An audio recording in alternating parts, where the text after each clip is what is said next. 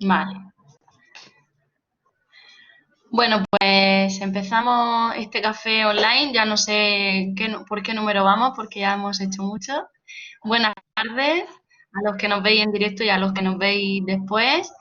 Y hoy estamos con Katy, que es terapeuta ocupacional de AFAL, con Ignacio, que es un familiar y también miembro de la junta directiva de la asociación. Hola.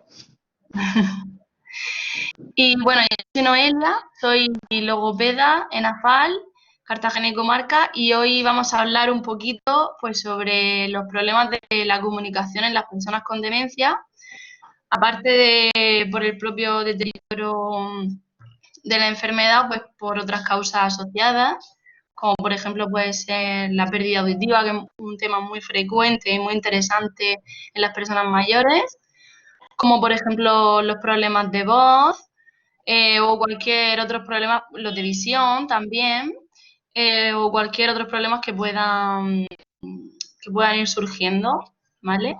Iremos hablando un poquito sobre nuestra experiencia, tanto profesional como personal, y nos gustaría pues que interactuarais, que nos hicierais alguna pregunta si os surge y la intentaremos responder de la marcha. Bueno, yo quiero empezar a hablar sobre la pérdida auditiva.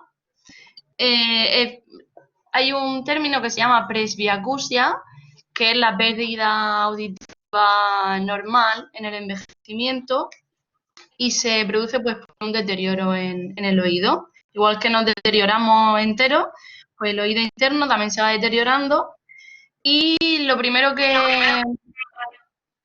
Ay, me estoy escuchando a mí misma. Lo primero que sucede es que se empiezan a perder las frecuencias de intensidad alta y entre ellas pues está el habla. El habla es un sonido con una intensidad alta y entonces, sobre todo, a esas personas les cuesta más escuchar a las mujeres y a los niños porque tienen una voz más aguda. Las frecuencias graves pues son más fáciles de escuchar. ¿Cuáles son los síntomas de esta pérdida auditiva? Pues la gente que no oye bien piensa que los demás están como murmurando. Cuando están en un grupo, en una conversación en grupo, también les cuesta diferenciar muy bien lo que se está diciendo, discriminar el habla. En un entorno donde hay ruido también se dificulta y se suelen apoyar mucho en la lectura de labios. Intuitivamente, pues es una cosa que hacemos las personas cuando no escuchamos bien, pues directamente vamos a fijarnos en la cara, en la expresión, un poco nos apoyamos en el contexto, pero claro, esto ya requiere mucho más esfuerzo que una persona pues, que oye bien. Por ejemplo, Ignacio, en el caso de tu padre, él tenía pérdida auditiva, ¿verdad? Sí, además ya la tenía antes de ponerse enfermo, ya era durito de oído. Sobre todo lo que dices, sobre todo cuando hay ruido alrededor, cuando hay ruido ambiente, le costaba mucho. Ujú. ¿Y cómo empezasteis a daros cuenta de que no escuchaba bien? ¿Qué cosas hacía? Por ejemplo, subía mucho el volumen de la tele, preguntaba. Más bien es porque estábamos hablando de algún tema y él hablaba de otro. Entonces entendía cosas un poco. Entonces, cuando ves que responde cosas que no van al hilo, pues dice, uy, aquí pasa algo. Y entonces sí, tenía una pérdida auditiva muchos años. Y además, no sé por qué el otorrino y tal no era fácilmente recuperable. Entonces, desde entonces, pues sí se le hablaba más, como dices, directo, cara a cara, mirándole, para que pues, tuviera pistas, ¿no? Leyendo la boca y eso. Pero vamos, que cuando estábamos solos en un sitio más o menos tranquilo, sin mucho ruido, pues bueno, se entendía bastante bien. Sí, la verdad es que hay muchísima mejora cuando están hablando solamente con una persona, cuando están de frente, mirando a los ojos, cuando no hay ruido, mejora un montón. Pero claro, pues desgraciadamente no siempre son estas circunstancias. Pero bueno, nosotros, como tú has dicho, siempre tenemos que estar observando, porque a lo mejor esa persona no se da cuenta, porque como va siendo muy gradual, pues poco a poco va subiendo el volumen de la tele o no es consciente, entonces nosotros tenemos que observar y decir, jolín, pues no es normal que, por ejemplo, hable de otro tema cuando se le está hablando de otra cosa totalmente diferente. Y bueno, respecto a la solución a este tema, pues hay varias, ¿vale? Por ejemplo, la más frecuente es el audífono.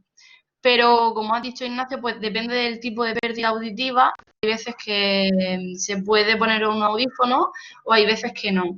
Existen otros implantes, como por ejemplo implantes cocleares cuando hay una pérdida más profunda o ya cuando afecta al nervio auditivo. Pero bueno, los audífonos son muy frecuentes y lo que hacen simplemente es que recogen el sonido y lo amplifican. Es como un micrófono. Pero es muy importante tener en cuenta que el audífono no es simplemente llegar y ponerlo y ya de repente, como por ejemplo en muchos vídeos que se ven que le ponen un audífono a alguien y de repente escucha todo. Si es verdad que, claro, una persona que no oye casi y de repente oye, pues provoca una reacción, ¿no? Como cuando vemos a los bebés, pero no significa que esa persona vuelva a entender el habla igual que antes de la pérdida auditiva, ni mucho menos. Esto es una cosa muy gradual que poco a poco se va dejando de entender y por tanto cuando se coloca el audífono tenemos que hacer una rehabilitación, una reeducación del oído donde se discriminan otra vez los sonidos, se diferencian unos de otros y esta reeducación pues se hace por parte del logopeda. Consiste en un proceso bastante largo y cuanto antes se ponga solución, cuanto antes se vaya al otorrino, se diagnostique, se ponga un implante o se ponga un audífono, pues más fácil será de recuperar, más corto y más exitoso. Luego también... Noelia, si me perdonas, ¿te puedo hacer una pregunta con respecto a esto? Sí, Por experiencia no profesional, pero sí familiar en varios casos, ¿qué porcentaje de éxito hay en la adaptación, en adaptarse a una persona mayor, sobre todo al audífono? Porque el proceso de adaptación a veces es bastante complicado, ¿no? Quiero decir, no todas las personas mayores que necesitan un audífono al final se adaptan a él y terminan por utilizarlo, ¿verdad? no. Yo conozco mucha gente, y yo de hecho creo que Sebastián era uno de ellos que tenía los audífonos en la mesilla puestos. ¿Verdad, Ignacio? ¿Me suena? Sí, porque vamos a ver, mi padre, pues eso, lo oía mal, pero bueno, se defendía bastante bien. Entonces, pues bueno, cuando empezó a hacer cosas raras ya por la enfermedad, pues es cuando yo le dije, ah, pues voy a poner audífonos. Pero fue muy difícil calibrar porque no, ya su mente no trabajaba como debería y entonces pues estaba eso en la mesilla. Y claro, y lleva un proceso porque hasta que no se adaptan bien son molestos, escuchas pitidos, tienes que hacer revisiones al principio cada poco tiempo hasta que se adaptan, luego ya cada más tiempo. Entonces, pues mucha gente mayor no se termina de adaptar bien, no soporta esas molestias y un poco dice, mira, pues si yo más o menos me defiendo sin él y al final terminan por abandonarlo. Porque es que yo digo que la reeducación proceso duro y si lo haces solo, si no tienes ayuda de un profesional que esté pendiente y la familia también tiene que estar muy bien informada sobre las pilas, sobre pues muchas cosas, si eso no está así, al final la persona tiende a abandonar el audífono desgraciadamente. Sí. Noelia, te traslado una pregunta del Facebook. Preguntan si es normal tener que ir a regular el audífono muy constantemente al principio. No sé lo que significará muy constantemente, pero vamos, yo creo que a ver, es muy importante también, no sé de qué caso se trata, pero si se trata de una persona mayor o de una persona con demencia o con dificultad, por así decirlo, hay que tener en cuenta el profesional que está regulando el audífono, todo eso pues para él poner un poquito más de su parte y ver otros factores que no sean la audición que pueden estar dificultando esa adaptación y saber verlo y saber detectarlo, porque a lo mejor la persona no es capaz de decirlo. Entonces hay que observar muy bien.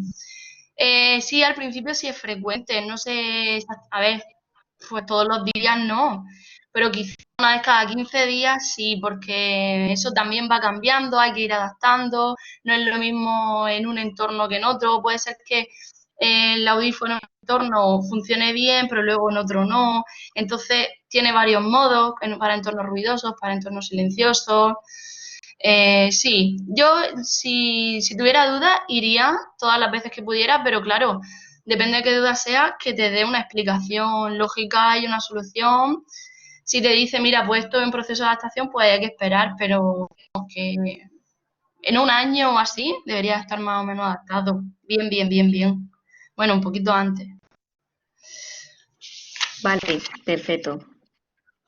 Pues ese es uno de los fallos que yo cometí, que se puso el audífono y no hubo un seguimiento, pero en la misma tienda no contratamos, no lleva un logopeda para que le pudiera ir marcando un poco cómo hacerlo, ¿no? Y también supongo yo, eso es la pregunta, que una cosa es lo que digan las máquinas que no oyes y otra cosa es como tú te encuentras cómodo oyendo un poquito más, un poquito menos, entiendo, ¿no?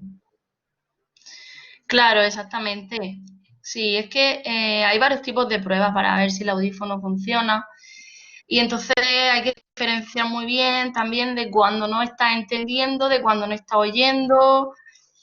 Pero bueno, normalmente ya te digo que si el profesional se adapta a la persona mayor o con un poquito de deterioro cognitivo, pues tiene que saber fijarse y saber si la persona está oyendo realmente, si no está oyendo, preguntar mucho a la familia, hay que fijarse bien en todas las cosas que hace, como he dicho antes, si pone la tele muy alta, si no participa en las conversaciones, pues para poder ayudarle un poquito desde fuera. Y porque como he dicho, los audífonos te ayudan a escuchar, pero no a entender, ¿vale? Eso hay que hacerlo después. Entonces, claro, si le pones el audífono y oye, es verdad que además oye más fuerte que antes, pero no entiendo, pues además es que es más molesto todavía, porque cuando una persona no oye y no entiende, pues al final lo que hace es apartarse y dice, bueno, pues nada. Y entonces, si está acostumbrado a eso, de repente oye mucho ruido y es como que no le apetece estar teniendo esa molestia. Hay que ser muy progresivo, muy poquito a poco. Luego, también quería hablar sobre las consecuencias, por otro lado. Parece que no estoy a favor del audífono, pero no para nada, sí que estoy a favor del audífono, pero siempre cuanto antes mejor y bien hecho. Porque, por otro lado, las consecuencias de la pérdida auditiva prolongada en el tiempo son fatales, ¿vale? De hecho, muchas veces se confunde una demencia o un deterioro cognitivo con una persona que no oye. Una persona que no oye durante mucho tiempo puede repercutirle en que, pues bueno, aparte de que es una persona más aislada, aparentemente más triste, es que le está faltando estimulación al cerebro, ¿vale? Entonces realmente se está deteriorando, no de la misma forma que una persona con Alzheimer, pero es que al final con el tiempo, pues sí se deteriora y puede derivar en Alzheimer, ¿vale? Entonces hay que tener mucho cuidado con esto. Que no tolera el audífono por lo que sea, que es imposible, pues buscar un profesional que te pueda ayudar, pues por ejemplo un logopeda. Yo, por ejemplo, en los talleres que hago en AFAL con personas con Alzheimer, aunque no tengan pérdida auditiva como tal, aunque la mayoría pues tienen un poquito, pero bueno, hay otros que no, la verdad, no todos.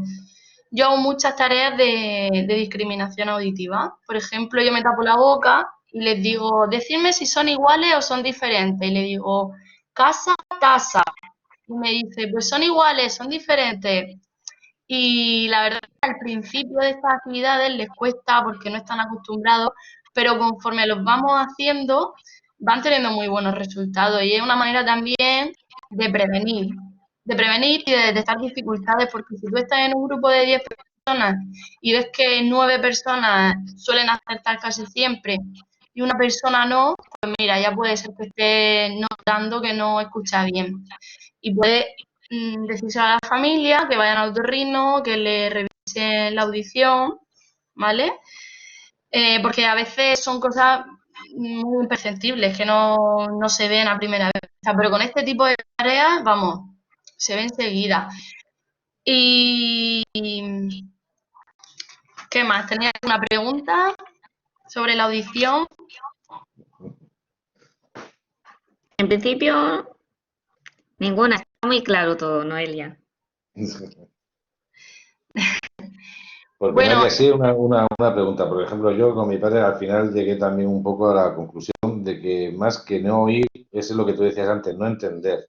Entonces eso ya es problema del cerebro, ya no es cuestión del oído o qué es eso. sí, exactamente. Pero bueno, hay formas de saber si realmente te está escuchando, o sea, no te está escuchando o no te está entendiendo. Por ejemplo, si tú le dices una palabra y te la repite, te la ha escuchado perfectamente, pero no te contesta eso, es porque no lo está entendiendo. Pero claro, cuando se mezclan las dos cosas, cuando se mezcla la pérdida auditiva con la demencia, es bastante complicado, es muy complicado. Por ejemplo, en los talleres cuando... ay, a ver, un momentito. Cuando la... A ver, mensaje, que no sé cómo se puede ver. Te lo leo yo, Noé, si quieres. Porfa, que se me ha escondido. Dicen, cuando la familia pregunta qué hacer cuando se quejan de que los audífonos no les sirven o los apagan, ¿crees que es bueno insistirles? Cuando la familia se queja, ¿no? Imagino que la familia se queja porque el familiar se queja. Cuando pregunta qué hacer, porque los familiares se quejan de los audífonos, dicen que no les sirven, los apagan y no los utilizan. Vale, sí, es que es muy frecuente que el paciente se queje porque pita y porque no se termina de estar bien. Yo lo que haría sería, a la hora de elegir el sitio donde me voy a poner el audífono, incidir mucho en la readaptación, en la reeducación y combinarlo con terapia logopédica. ¿Vale? Entonces yo volvería al sitio del audífono, diría cuál es mi problema y que se adapte, porque esos problemas tienen solución. Es difícil, es bastante difícil. Yo lo entiendo porque la tendencia de una persona pues es quitárselo. Pero es que se nota mucho la diferencia de cuando, por ejemplo, un paciente lleva normalmente audífono y se lo quita, es como que desconecta del mundo, ¿vale? Cuando se lo pone, vuelve otra vez a estar activo, a escucharte, es que se nota mucho. Y aunque sea difícil, aunque no se consiga el 100% de los beneficios, pero mira, si conseguimos un 50%, hay que pasar un proceso un poquito complejo al principio, ¿vale? Es normal que al principio no se adapte, pero hay que insistir, preguntar a los profesionales, buscar el problema, ver qué podemos hacer, qué no podemos hacer. A veces está mal colocado el audífono y entonces pita, ¿vale? Pero la solución no es abandonar, no. Y bueno, pues más o menos yo he dicho todo lo que quería decir respecto a la audición. Quiero resaltar eso, que es muy, muy, muy importante y que cuanto antes mejor, ¿vale? Que es un problema que vamos a tener casi todos cuando seamos mayores. Entonces, pues eso es que también el no oír hace que hables menos y te influye directamente en la comunicación, te influye directamente. También, si estamos hablando con una persona que no oye bien y que en ese momento, bueno, pues el implante todavía no está bien adaptado o que no le funciona al 100%, lo que sea, o no lleva audífono porque no puede, tenemos que intentar involucrarle mucho en las conversaciones, hablarle muy despacio, vocalizando. No hace falta gritar, hace falta subir un poco el volumen, pero no gritar porque si no resulta incómodo. Utilizar muchísimo los gestos, el lenguaje no verbal, que se nos vea claramente la cara, ponernos a su altura. Pues lo que siempre digo con todas las personas, pero en esta ocasión más todavía, porque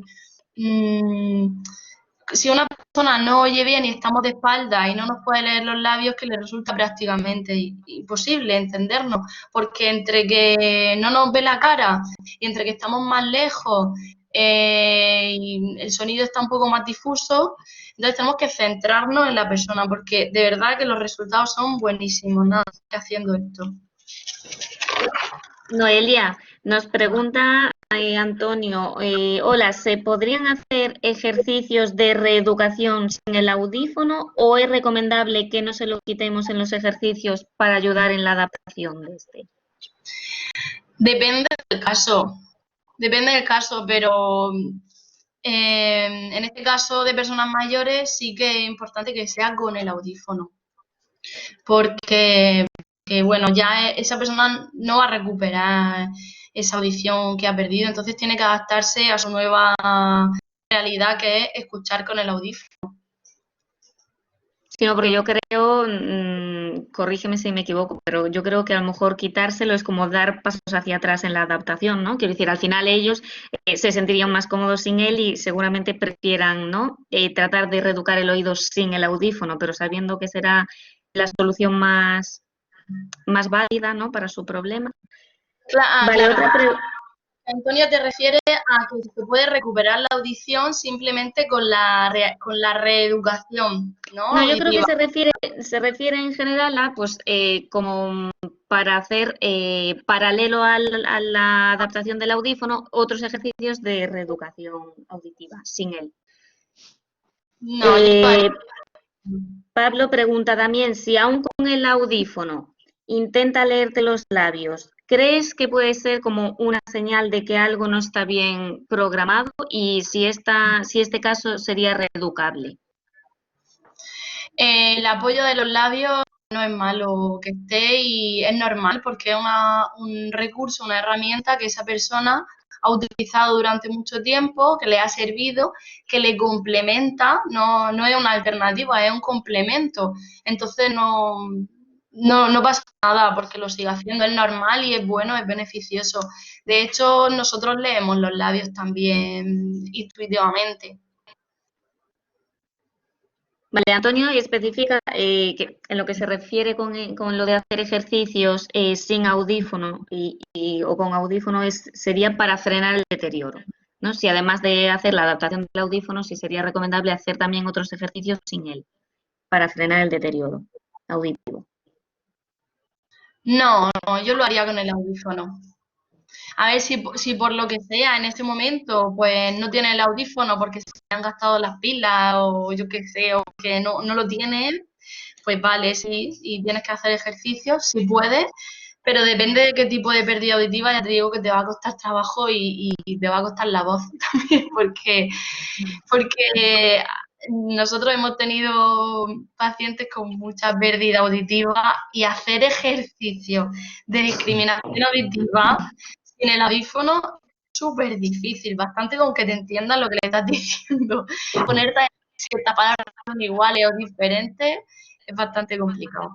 Sí, sí, es verdad. Y yo creo que por experiencia no es solo la frustración que te genera a ti y el esfuerzo de vos, sino que yo creo que al final se lo transmites a ellos, ¿no? De decir, madre mía, lo que está haciendo esta mujer para que yo sea capaz de escucharle, ¿no? Yo creo que se le genera un poco una sensación de ansiedad, de decir, madre mía, ¿no? Que esto es complicado. Sí, porque además cuando no estás acostumbrado a hablar con personas que no oyen, es como cuando hablamos con una persona en inglés y no sabemos inglés, que tendemos a gritar, a gesticular, a hacer cosas muy raras que queda muy antinatural. Sí, sí que es También verdad. otra cosa que te voy a preguntar, porque yo observé en mi padre y a otra gente también, que gente que tiene pérdida auditiva, en vez de hablar más alto, hace lo contrario, habla más bajo. ¿Y eso por Que ellos qué? hablan abajo. Es Sí, verdad. sí, o sea, que gente que no oye, en vez de que lo normal es si no oigo o oigo poco, hablo alto, ¿no? Porque estoy como en sintonía. Sin embargo, hay gente, y yo con mi padre lo comprobé, oye regular y habla más bajo de lo normal. ¿Eso porque es consciente, tiene algún complejo o eso la has observado tú o cosa mía? Pues la verdad es que no me he fijado en eso, pero sí que es verdad que la gente con pérdida auditiva no suele gritar, no suele Sí, sí que es gritar. verdad. Yo conozco algún caso que lo mismo que dice Ignacio. Además, hablar excesivamente bajo. Sí, sí, sí, se nota que llama la atención. Pues yo, mira, la verdad es que no lo sé exactamente, pero yo creo que es porque no es lo mismo escucharte a ti mismo que tú ya sabes lo que vas a decir y que las personas mayores además suelen hablar flojito. Es raro que una persona mayor hable fuerte. Entonces, pues ellos no se esfuerzan porque tú no les escuches también, porque tú tampoco estás mostrando que no les escuchas. Entonces, si ellos se oyen bien, saben lo que están diciendo, pues hablan normal y corriente. Excepto a lo mejor cuando te preguntan ¿qué? No, mi abuela, por ejemplo, dice ¿qué? A lo mejor sube un poquito el tono de voz, pero no. Ella está escuchando la tele a todo volumen, pero ella no suele hablar fuerte tampoco.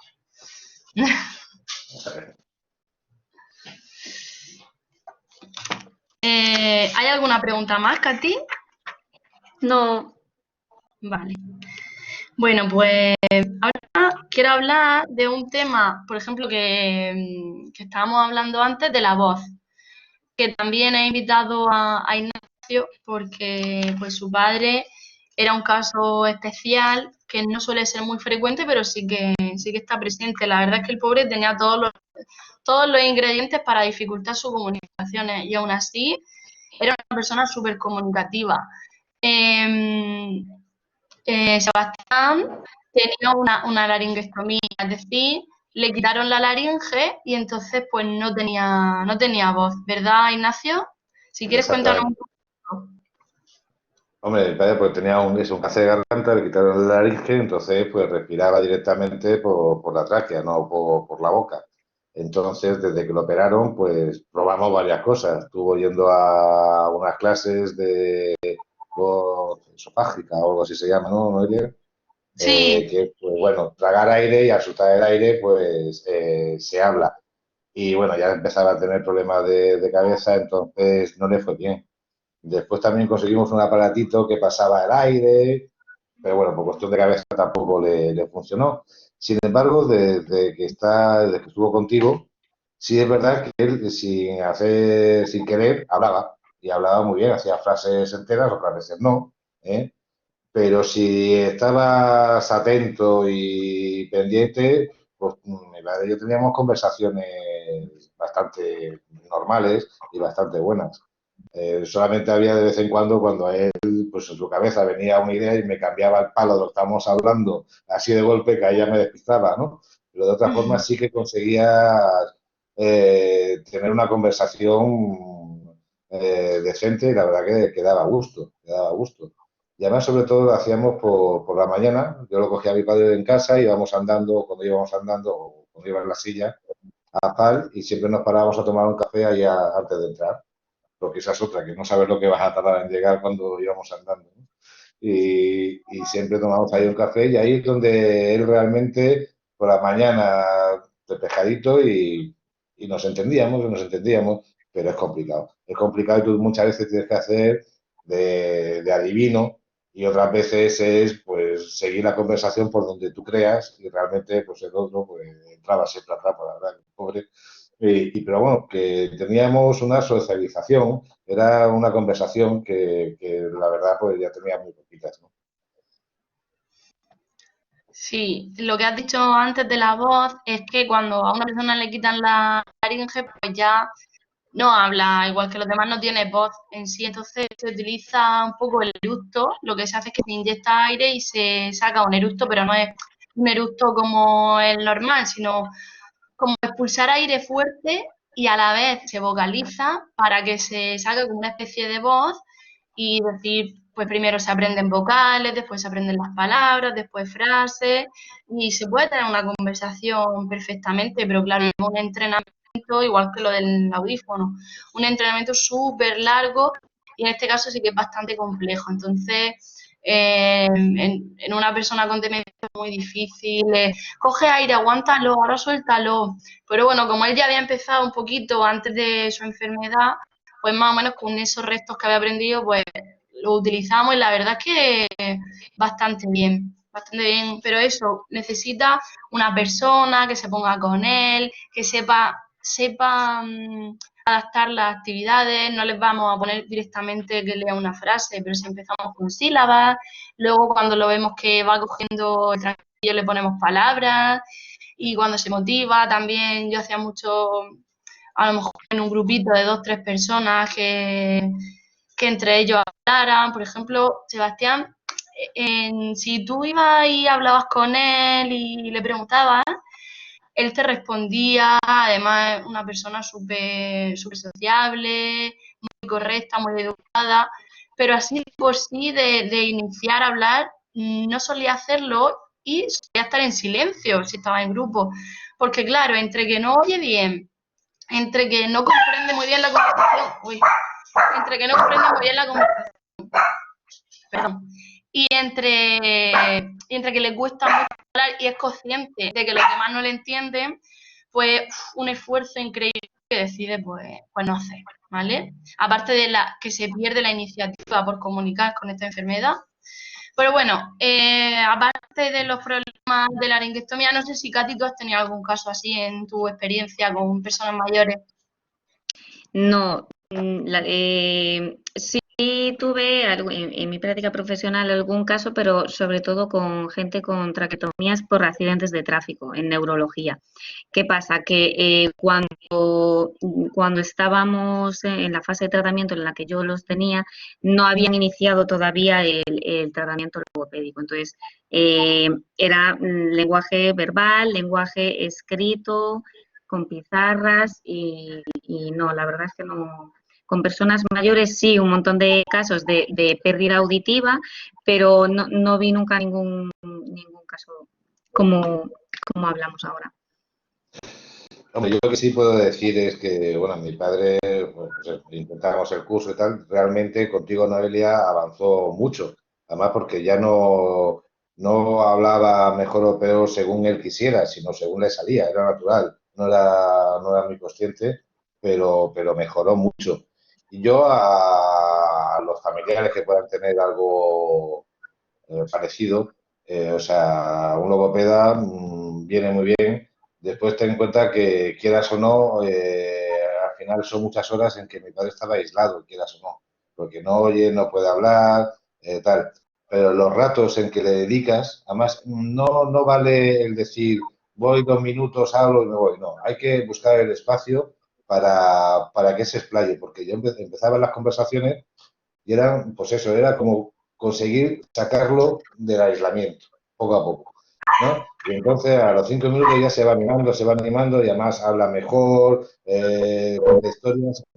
Hay que buscar el espacio para trabajarlo. No es de llegar y, bueno, yo le hablo un poquito y me voy. No. Hay que darle una continuidad en el tiempo para que pueda ser un poco más efectivo y además, si es que lo notas, tú ibas andando con él, te sientas, tomamos el café, charlamos un poco, ya se levanta con más energía, va mejor, anda mejor.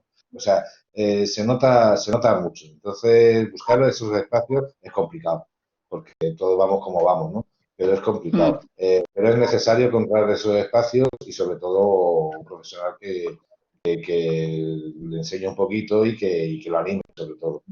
Eso yo totalmente partidario. Y bueno, aparte de la laringectomía, es muy frecuente también en las personas mayores los problemas de voz. Bueno, no problemas de voz, sino pérdida de fuerza, lo que hablábamos antes, que cada vez la voz es más flojita, parece que la voz no sale del cuerpo. Somos nosotros los que le tenemos que decir, ¿qué has dicho? Porque no entendemos.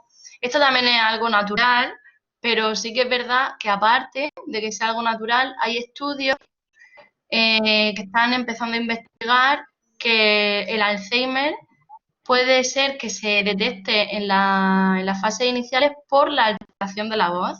Se estudia la voz y se ven unos procesos que no son normales y que son propios de una persona que después va a desarrollar Alzheimer. Bueno, esto está en estudio todavía, pero que bueno que está ahí, ¿vale?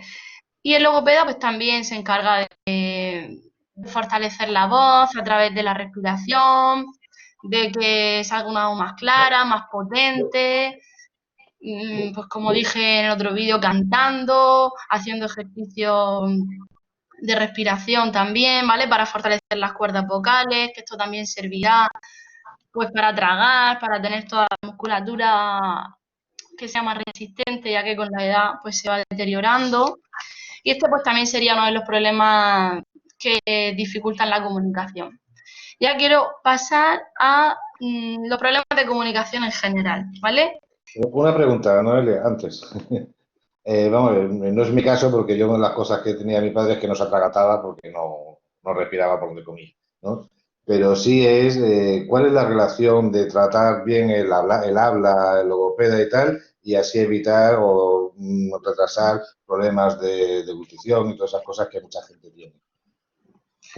A ver, es porque las estructuras de la voz y de la deglución y del habla son las mismas, no todas son las mismas. Por ejemplo, las del habla pues serían los labios, la lengua, pero de la voz, por ejemplo, son las cuerdas vocales, ¿vale? Y de la deglución también, porque lo que sucede cuando tragamos es que la epiglotis hace así y hace así, y cierra las cuerdas vocales para que no se cuele por ahí el agua o el alimento, ¿vale? Entonces todos los músculos que mueven las cuerdas vocales, todos los músculos que mueven pues todas las estructuras de la garganta para que se coordinen cuando tragamos, pues son los mismos, ¿vale? Porque la laringe tiene tres funciones principales. La primera y más importante es defender al cuerpo. Lo primero que hacemos nosotros cuando nos llevamos un susto, por ejemplo, es parar la respiración. Si te das cuenta, parar la respiración. Eh, o, por ejemplo, cuando hace fuerza, también lo que hacemos es contener la respiración. Cuando damos a luz también lo que hacemos es contener la respiración. Y todo eso es porque las cuerdas vocales se cierran, ¿vale? Para crear fuerza en nuestro cuerpo. Luego también otras funciones, pues, por ejemplo, la del llanto. Cuando somos pequeños, nosotros no estábamos preparados para hablar, estábamos preparados pues para llorar, para que nuestra madre nos encontrase donde estábamos, éramos animales, ¿vale? Entonces, al fin y al cabo, tienen unas estructuras comunes. ¿Qué pasa? Que si yo fortalezco esa musculatura, fortalezco las cuerdas vocales y aparte los músculos de alrededor de las cuerdas vocales, ¿vale? Bueno, y la tercera función que le he dicho es la respiración de la laringe, ¿vale? Respiración. Si yo fortalezco unos músculos, no van a estar más fuertes para tragar y no más fuertes para la voz, o van a estar más fuertes para la voz y no para tragar. De hecho, las personas cuando las intuban, lo que les pasa es que las cuerdas vocales se les pueden quedar paralizadas, entonces se les escapa el aire y sale una voz así como con aire, y también suelen tener problemas para atragantarse, ¿vale? Porque esos músculos no están funcionando bien porque se nos cuela el alimento, tanto en fuerza como en coordinación, en las dos cosas. Entonces, yo lo que hago con las personas de la asociación, con los pacientes, es que aunque no tengan problemas de atragantamiento, como es normal que esa musculatura se debilite a través de la voz, ya que los ejercicios simplemente de fuerza para deglución son como más aburridos, ¿vale? Por ejemplo, le digo, pues pon la lengua aquí, el paladar y aprieta, ¿no? Ese sería un ejercicio de fuerza. No le ven el sentido, piensan que es una tontería, entonces siempre hay que buscarle una funcionalidad a todo. Entonces, pues sí, no es lo mismo eso que si yo le digo, pues dime todo lo rápido que puedas, así estoy fortaleciendo la lengua, pero para ello estamos haciendo otra cosa, o estamos cantando, o venga, vamos a coger mucho aire y lo vamos a aguantar fuerte. Ahí lo que estoy haciendo es también fortaleciendo la musculatura respiratoria, que también es importante para después toser y expulsar algo si nos atragantamos. Entonces, a través de funciones que no son directamente la deglución, trabajo indirectamente toda la musculatura que hace que sea como prevenimos, ¿no? Problemas de deglución. Sin embargo, si una persona, por ejemplo, sufre un ictus y le afecta directamente o tiene un tipo de demencia más motora, como por ejemplo puede ser el Parkinson o la enfermedad de Huntington, que te afectan a áreas de cerebro más motores, que sí que tienen una disfagia más grave, o personas con Alzheimer que les afecta a una parte del cerebro que tiene mucha disfagia, ¿vale? Que enseguida ven un sorbo de agua y se atragantan mucho. Ahí es diferente. Ahí ya no estoy hablando de una prevención, de un fortalecimiento general, sino que ahí sí que habría que hacer un tratamiento más específico, incluso adaptarle los alimentos y todo eso. No sé si te ha aclarado la pregunta, que me enrollo Sí, mucho. sí, sí.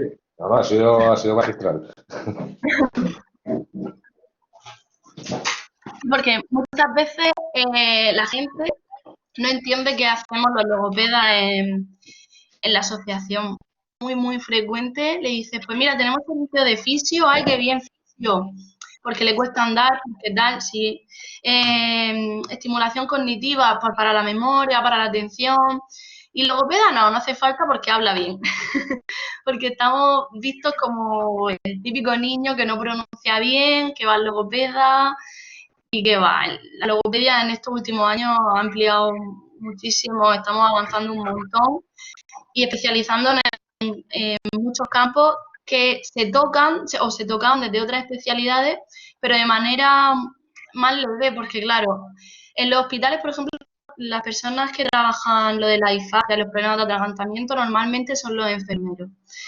Un enfermero, pues sí, sí lo va a hacer bien, pero un enfermero sabe de muchas cosas, entonces sabrá lo básico sobre disfagia, pero hay logopedas que solamente trabajan eso, solamente trabajan con personas con disfagia. Entonces, pues claro, está mucho más especializado.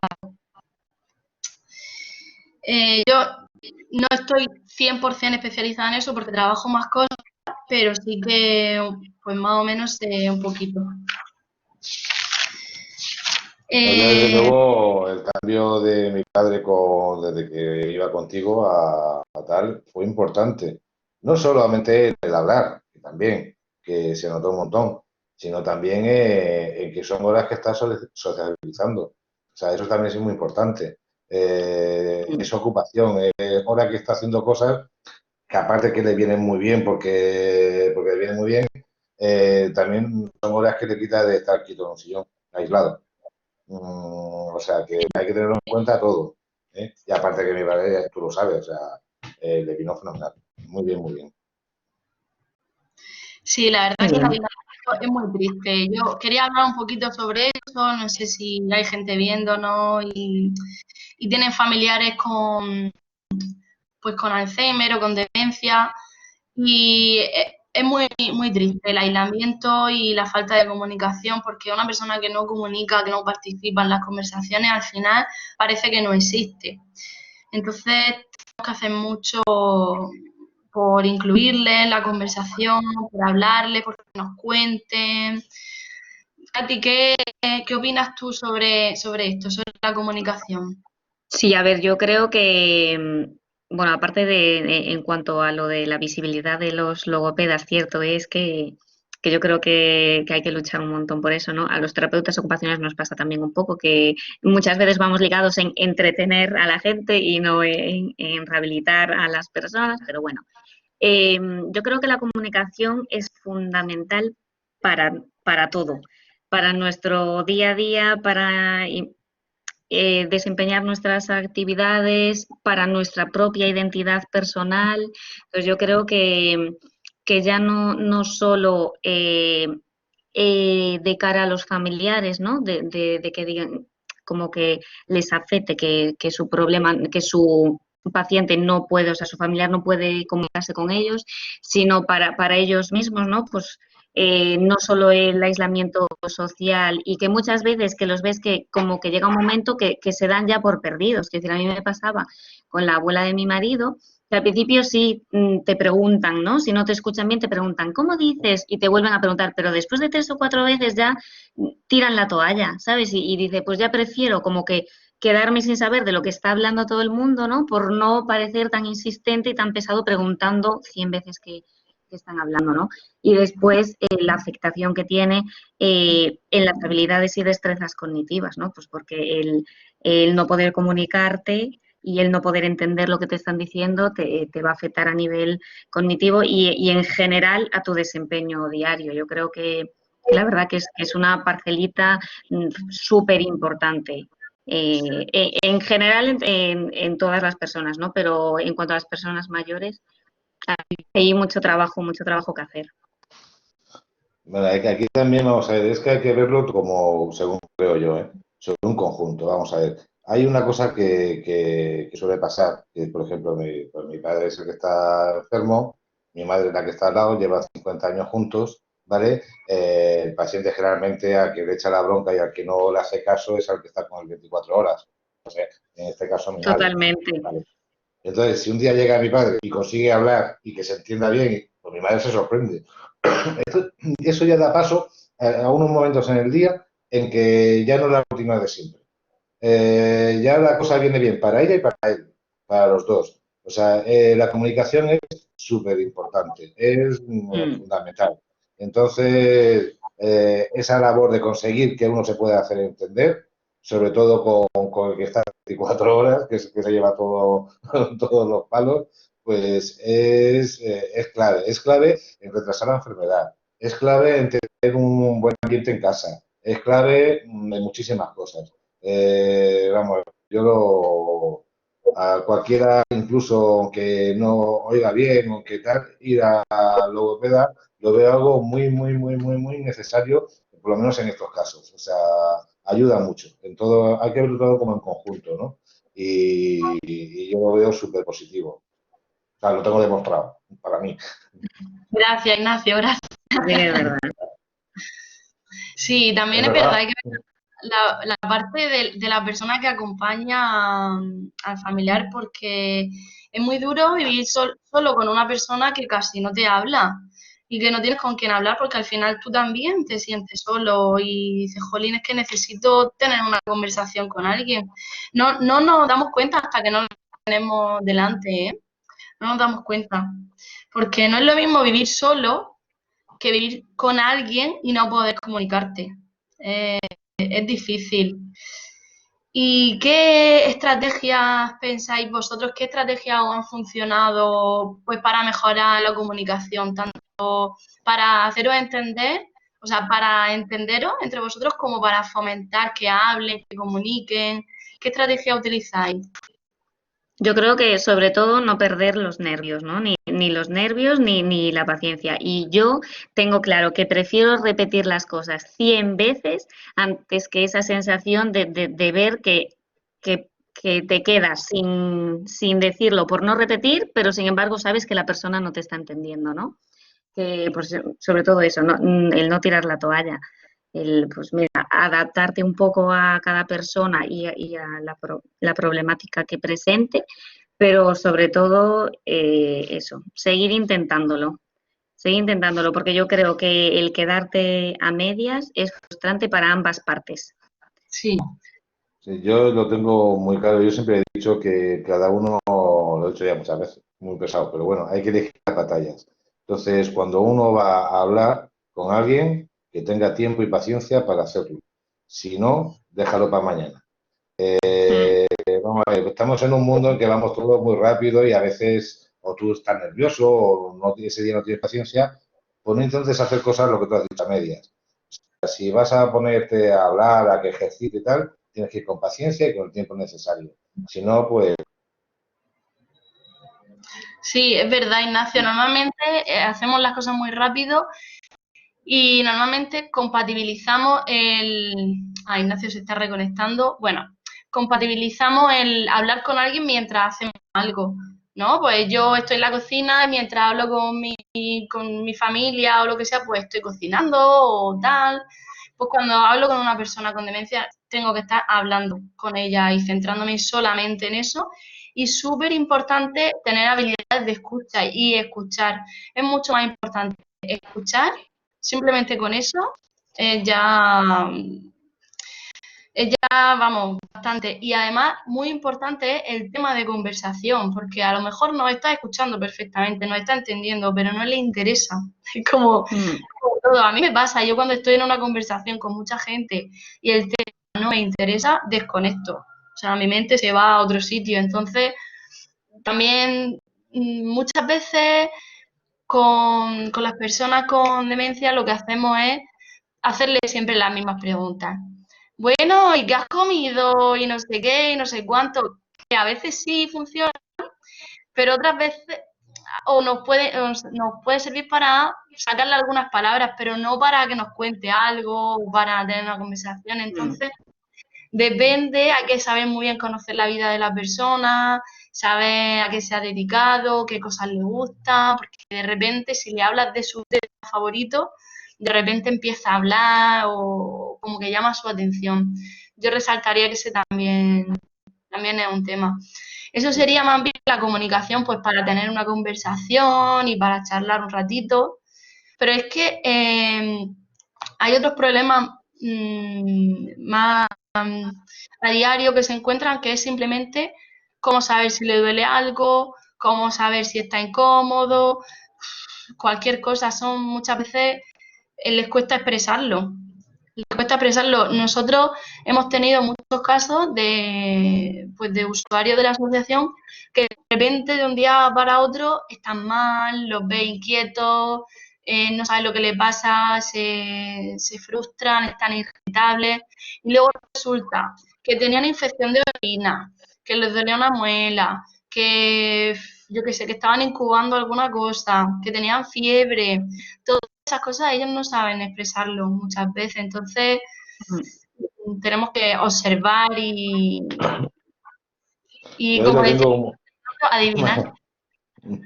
No, yo es que me quedé impresionado porque cuando mi padre ya estaba un poquito mal, tuvo una infección de orina y el bajón físico de cabeza que pegó fue bestial y yo me quedé flipado, digo, una infección de orina. Desde entonces, o sea, yo cada vez que lo veía bajo de algo, lo primero que hacía es, iba a un médico y le hacíamos una prueba. Incluso daba negativa que no tenía infección de orina, pero el médico veía que tenía no sé qué, un poquito alto y ya lo trataba.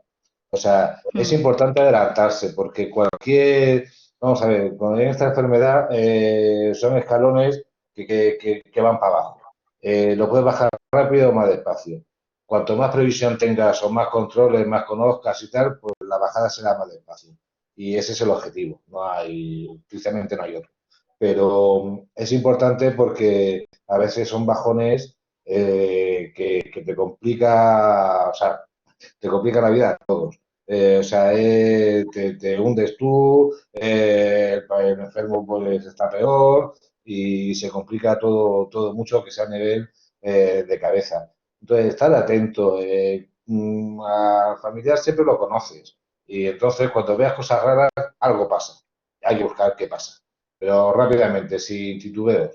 Médico o lo que sea. Pero hay que avanzar porque cualquier tontería se convierte en una bajada importante. Y eso lo también, pues desgracia, súper comprobado. Sí, sí que es verdad. Yo creo que aquí se junta mucho también los problemas para expresarse con que las personas mayores tienen una sintomatología muy inespecífica, ¿no? Pues eso, como hablábamos, a lo mejor una enfermedad tan común como una infección de orina, una persona mayor supone unos síntomas que a una persona sana no nos pasa, ¿no? Yo creo que por eso la habilidad esa que más que habilidad yo creo que es como estar pendiente de esas sensaciones, ¿no? El percibir, el ver más allá de lo que en verdad estás viendo, ¿no? Cuando tú ya ves algo como que algo es casi imperceptible, pero ya dices, creo que lo veo un poquito mal, no vaya a ser, pues, como dice Ignacio, ¿no? El tema de darse cuenta lo más pronto posible, ¿no? De estas cosas.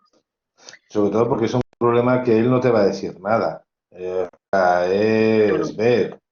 Yo rutinariamente, a ver, yo que sé, no tiene mucho sentido, pero lo hacía así, pues acaso, pues le iba apretando la barriga en distintos sitios por ver si tenía un gesto de dolor o un gesto de algo, para ver si había algo que iba mal. Y lo tenía como rutina. Cada poco tiempo, a acostarlo, bañarlo y tal, pues siempre ibas como haciendo un pequeño test, que no es científico, pero a mí me valía para decir, oye, si veo que tiene algo tal, pues bueno, ya lo investigamos, ¿no? Es importante conocer y ser consciente de que conoce y ser consciente de qué diferencias hay de con lo que es su rutina y su día a día, ¿no?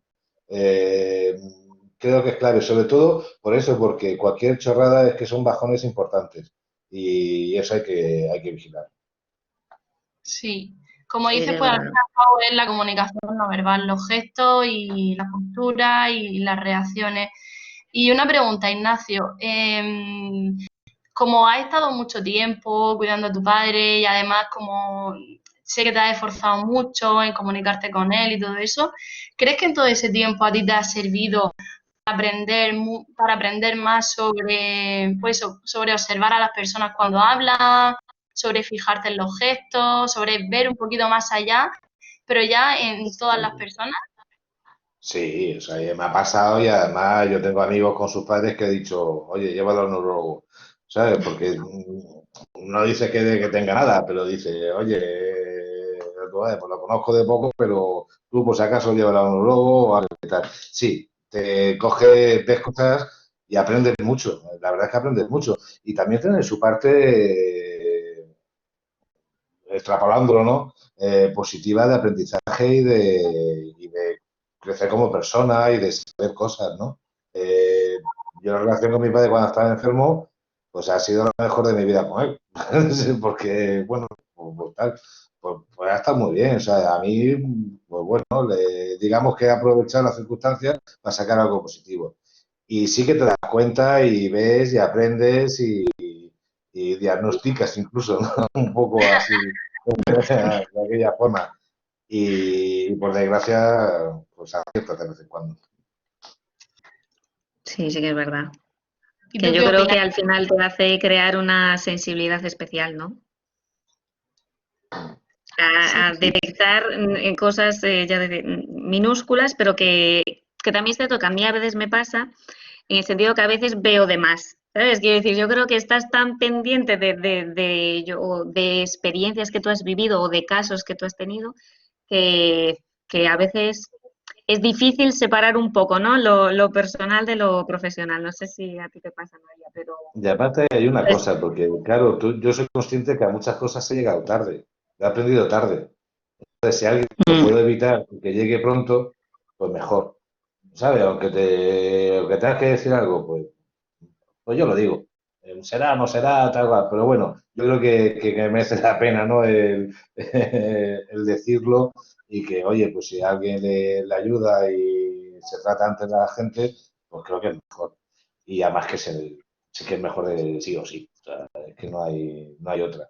sí, Y sí, hay estoy con- cosas que son TIC, son como matemáticas. 2 más 2 son 4. Hay ciertos gestos, es que son, no hay vuelta de hoja. Y mm, lo ves sin estar pensando en verlo. O sea, si te da el golpe a la cara.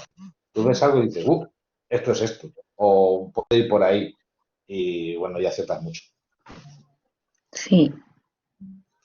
Sí, bueno, es que lo estáis diciendo vosotros, lo básico, lo más básico para una comunicación efectiva es ser un observador, vamos, al final observando, escuchando, estando atento, aprende y según la experiencia pues ya terminas entendiendo a la persona siempre, aunque no hable, aunque no haga nada, al final lo terminas entendiendo. Y yo también opino como vosotros que en mi caso no es personal, es laboral, pero yo como persona estoy aprendiendo y he aprendido muchísimo, muchísimo trabajando con personas con demencia. Pues por eso, porque al final cuando tú te comunicas con una persona pues de tu edad o cercana, pues te limita a transmitir ideas y tal, pero con estas personas tienes que percibir muchas cosas, tienes que motivarles mucho, tienes que en la conversación yo siempre digo que ellos a lo mejor dan, yo qué sé, un 20, un 30% y tú tienes que poner el resto para, para que la conversación siga adelante. Entonces, al final son habilidades que nosotros estamos desarrollando y que las aplicamos en nuestra vida. Entonces, Mm. pues, bueno, pues luego también te sirve, algo bueno tiene que tener, ¿no? Sí, la verdad que es muy enriquecedor trabajar con este tipo con personas mayores y con personas con demencia. Además, como decías tú, Katy, ayer, cuando estabas hablando con los niños, es que tienen mucho que contar. Son personas que han vivido mucho y es que tienen muchísimas experiencias y yo he aprendido muchas cosas. De verdad que no sabía palabras nuevas que en mi vida había escuchado, cosas que te cuentan, pero claro, tú tienes que estar ahí favoreciendo eso y preguntando, incitando, sacando temas. Entonces, yo entiendo que en casa es difícil, pues porque el ambiente no es el mismo. ¿Vale? El ambiente no es el Mm. mismo y 24 horas del día con la misma persona, pues que de qué vaya a hablar. Pero bueno, nada, quería eso, resaltar la importancia de la comunicación y la estrategia. Y quería preguntaros alguna cosilla, a ver si me acuerdo. Ah, vale. Cuando, por ejemplo, las personas con demencia, depende de en qué fase se encuentren, pero bueno, en general no suelen decidir qué ropa quieren ponerse, qué quieren de comer, qué les apetece, qué les gusta, qué no les gusta, no siempre, ¿vale? Hay veces que esto no me gusta. Pero bueno, no tienen esa iniciativa. Entonces, ¿vosotros qué estrategia utilizáis, por ejemplo, a la hora de comer para preguntarle qué le apetece comer? O porque si le hacen una pregunta abierta, ¿qué quieres hacer? Así, en un día se levanta un domingo, ¿qué quieres hacer? Pues seguramente no te darán una respuesta así muy elaborada. ¿Qué pensáis? Sí, a ver, yo creo que lo ideal con personas que tienen falta de motivación, ¿no? Falta de iniciativa o de toma de decisiones, fundamental, como decías antes, conocerlos, conocer su historia de vida, eso sería maravilloso, porque entonces de ahí ya podrías tirar mucho pues de conocer sus gustos, sus preferencias, sus actividades que hacía antes. Y lo segundo, siempre dar opciones, ¿no? Que es decir, si tú a una persona que no es capaz de tomar una decisión le dices, ¿qué hacemos ahora? Entonces yo, pues una herramienta que a mí me funciona, pues dar opciones un poco en tu conocimiento de lo que sepas de esa persona que le gusta más, ¿no? Pues, ¿te apetece hacer esto o esto, no? Pues favorecer un poco que ella pueda decidir, pero acotando las opciones que le das o dando distintas opciones para que ella pueda ir mejorando esa toma de decisiones.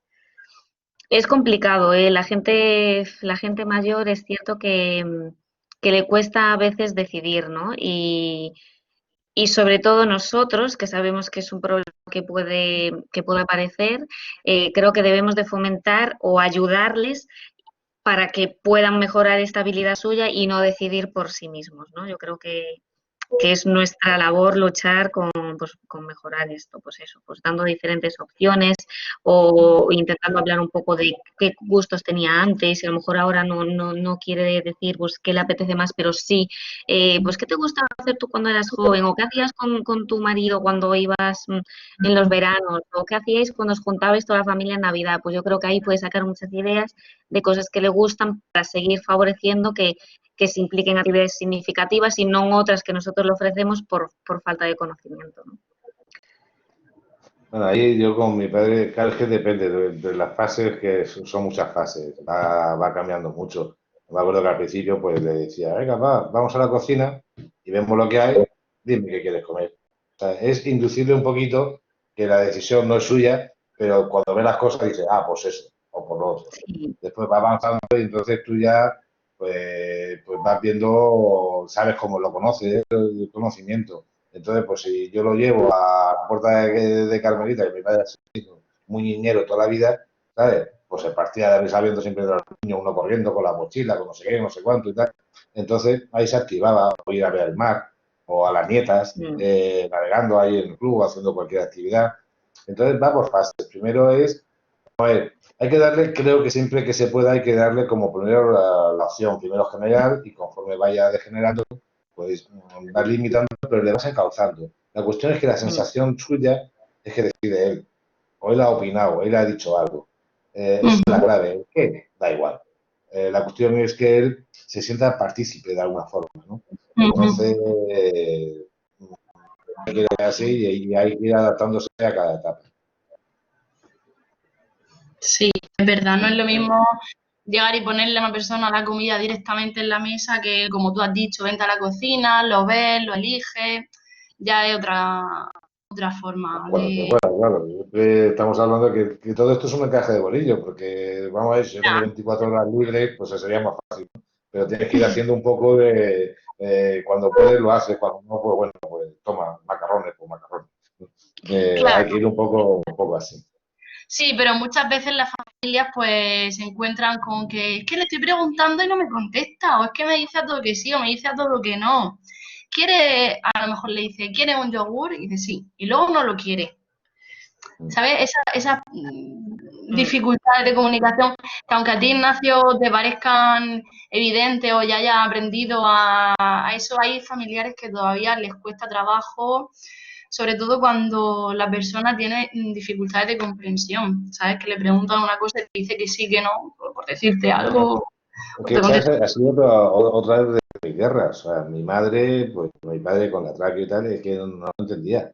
Y le costaba. Entonces, entre que mi padre con mi madre, siempre es lo que he dicho antes, ¿no? Con el que está 24 horas es más arisco, y mi madre, que tampoco entendía muy bien, y como lleva 50 años juntos, tiene sus cosas, es complicado. O sea, yo aparte de estar fundamental, el familiar externo, por decirlo de alguna forma, es fundamental cuidar al enfermo, pero es fundamental también cuidar y llevar, intentar educar a la persona que está 24 horas con el enfermo.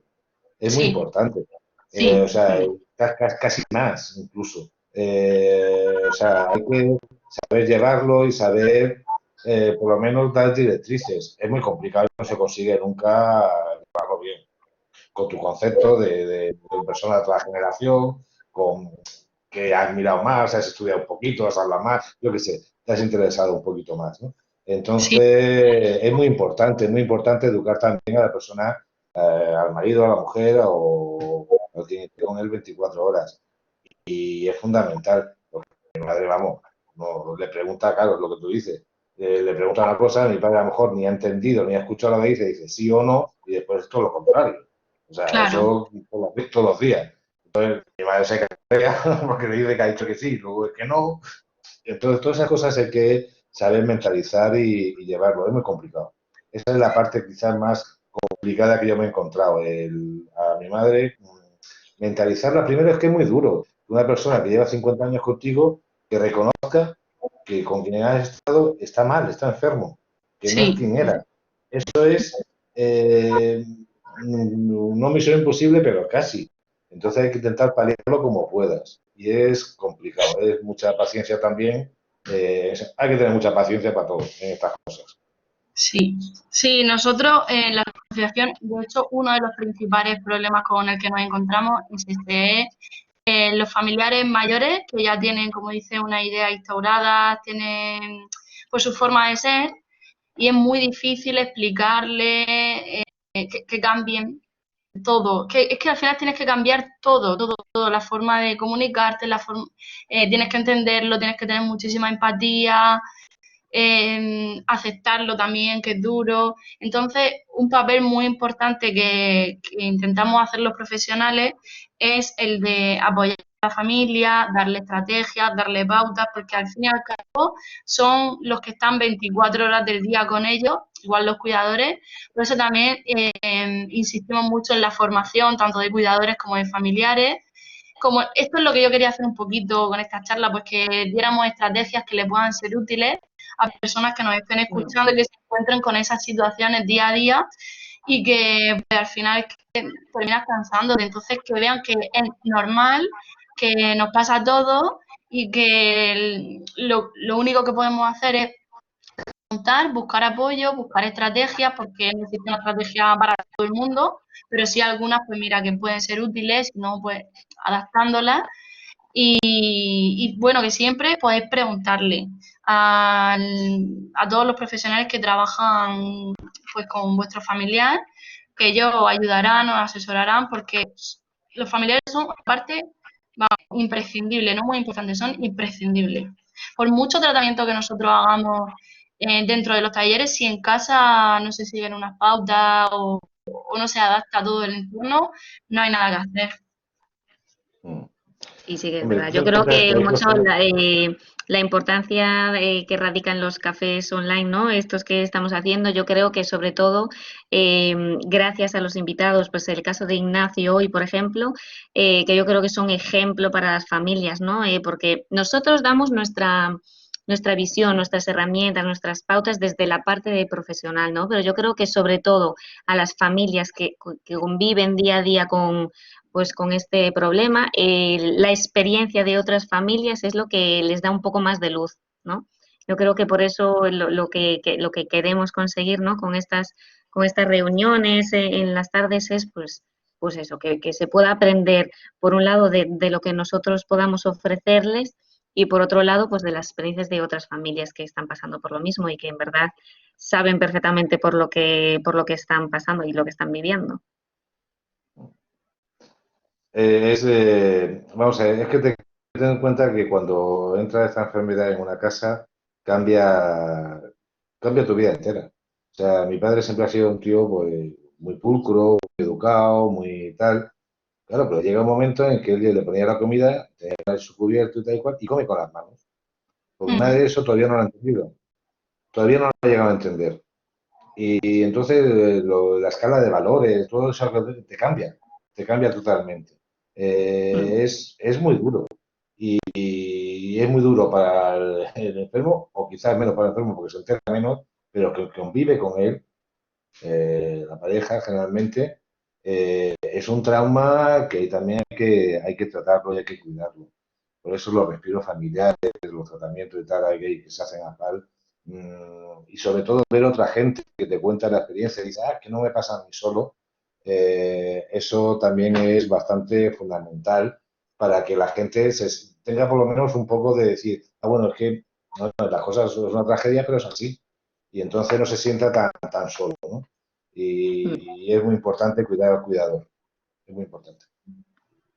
Totalmente, Es sí. verdad. Las soluciones para esta enfermedad son tan variadas como la misma enfermedad. Los problemas que se van presentando, pues hay que ir, no sé, afrontándolo como más o menos se pueda. No existe una solución mágica, por desgracia. Entonces, pues la experiencia de las personas que lo habéis pasado o que lo estáis pasando es súper importante. De hecho, nosotros los profesionales muchas veces sí, aprendemos pues de trucos que vosotros nos dais también en casa, se los comentamos a otros familiares. Y bueno, pues nada, no sé si tenéis algo más que decir, si alguien ha hecho alguna pregunta, pero yo creo que más o menos mi idea y de lo que quería hablar ya lo he transmitido. No, estuvo muy Pues bien, nada, Noelia. Para mí un placer estar aquí esta tarde. Para mí lo mismo también. digo. Lo mismo digo. Bueno, pues muchas gracias por acompañarme y nos vemos en la próxima. Nada, hasta Venga, la próxima. gracias. Ánimo, hasta luego. Hasta luego. Adiós. Luego.